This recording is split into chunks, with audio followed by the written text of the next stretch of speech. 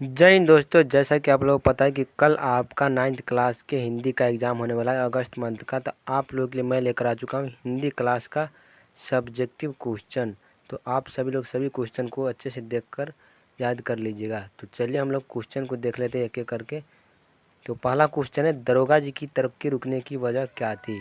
तो दरोगा जी की तरक्की रुकने की वजह क्या है, तो इसका आंसर आप लोग किताब से या फिर किसी गेस्ट पेपर से देखकर याद कर सकते हैं। दूसरा क्वेश्चन है, फाहियान कौन था और वे नालंदा कब गए थे। ये 2 या 3 पार्ट का क्वेश्चन है नालंदा विश्वविद्यालय का। तो उसमें कहा है कि फाहियान कौन थे और वो नालंदा कब आए थे, तो वही लिखना है। गृहस्थ कर्म विद्या में संविधान में स्थितियाँ किस तरह गीत गाती है। तो ये ग्राम गीत के पाठ का क्वेश्चन लिया गया है। तो ये क्वेश्चन आप लोग किताब से जाकर देख सकते हैं।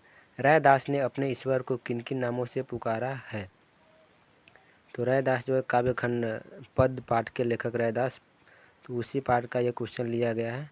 चलिए, महादेवी वर्मा किसे मलिन न करने की बात कहती है और क्यों कहती है। तो महादेवी वर्मा जो है, मैं निर्दुख की भरी दुख की बदली, हाँ उसी पाठ का क्वेश्चन लिया गया है जिसका लेखक है महादेवी वर्मा। तो कवि लीलाधर जगूरी ने क्यों दुखी न रहने की बात ठान ली है। तो इसका भी आंसर आप लोग कहीं से देखकर याद कर लीजिएगा। चलिए, लोकगीत किसे कहते हैं, अगला क्वेश्चन है लोकगीत किसे कहते हैं। फिर इसके बाद क्वेश्चन है, दरभंगा घराने के सर्वश्रेष्ठ गायक कौन माने जाते हैं और इनका प्रिय गायन क्या था।